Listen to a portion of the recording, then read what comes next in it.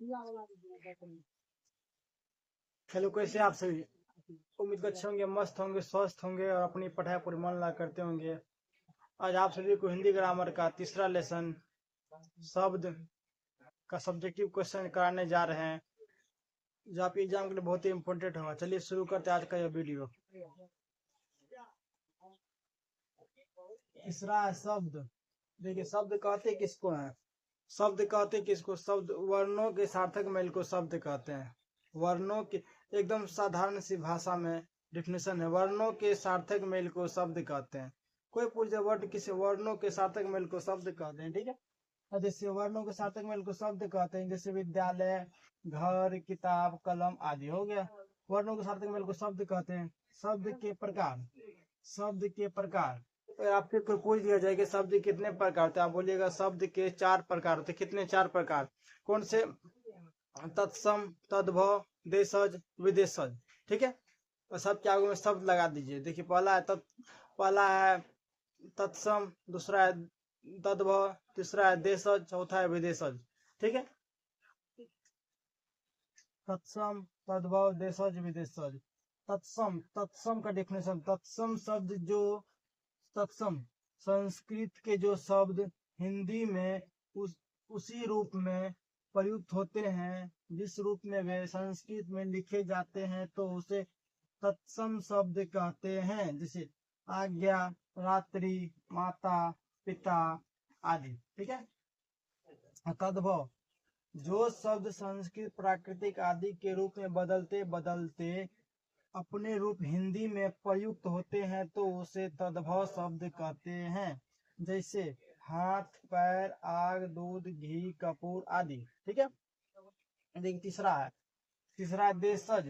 देशज, देश के विभिन्न भागों में प्रचलित जो शब्द, देश के विभिन्न भागों में प्रचलित जो शब्द हिंदी में अपना लिए गए हैं, उन्हें हिंदी शब्द के रूप में मान्यता दे दी गई है, वे देशज शब्द कहलाते। फिर सुनिए एकदम आसान सी भाषा में। देश के विभिन्न भागों में प्रचलित जो शब्द हिंदी में अपना लिए गए हैं, उन्हें हिंदी शब्द के रूप में मान्यता दे दी गई है, उन्हें देशज शब्द कहते हैं, ठीक है।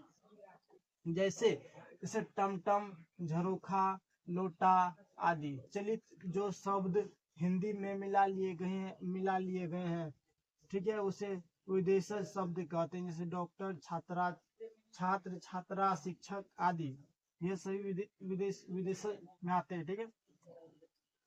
अगर आपको इसका पीडीएफ लेना है, ठीक है, आपको इसका पीडीएफ लेना है, तो आप जाके टेलीग्राम में ज्वाइन हो जाइए।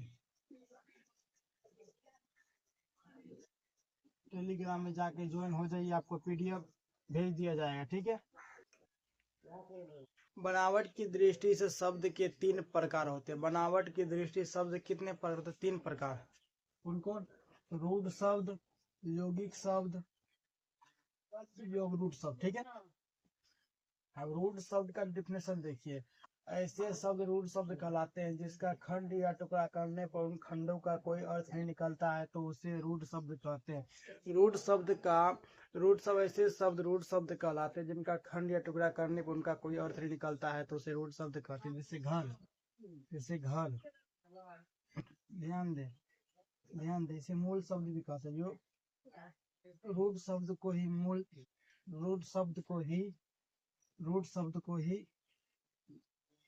मूल शब्द कहा जाता है, ठीक है। यौगिक शब्द वह शब्द जो 2 या 2 से अधिक शब्दों के योग से बनते हैं, तो उसे यौगिक शब्द कहते हैं, ठीक है। इनको अलग करने पर भी यौगिक शब्द को अलग करने पर भी इसका अपना अर्थ निकलता है। जैसे देखिए, हिम प्लस आलय, इसको अलग कीजिएगा। हिम को देखिए, हिम प्लस आलय बराबर हिमालय। विद्या प्लस आलय बराबर विद्यालय।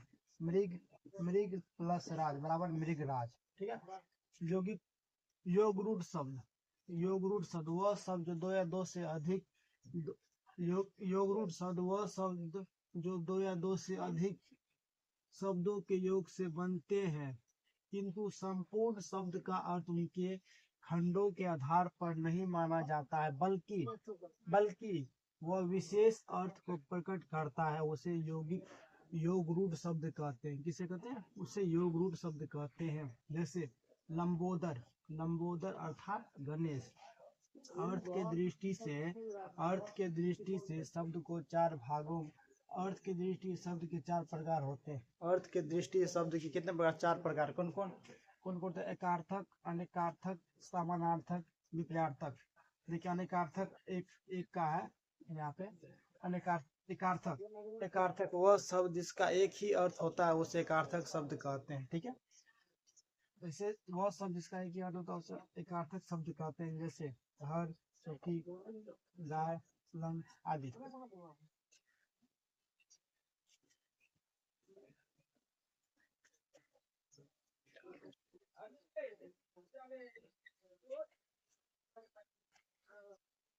दूसरा नंबर अनेकार्थक शब्द, वह शब्द जिसका अनेक अर्थ होता है उसे अनेकार्थक शब्द कहते हैं।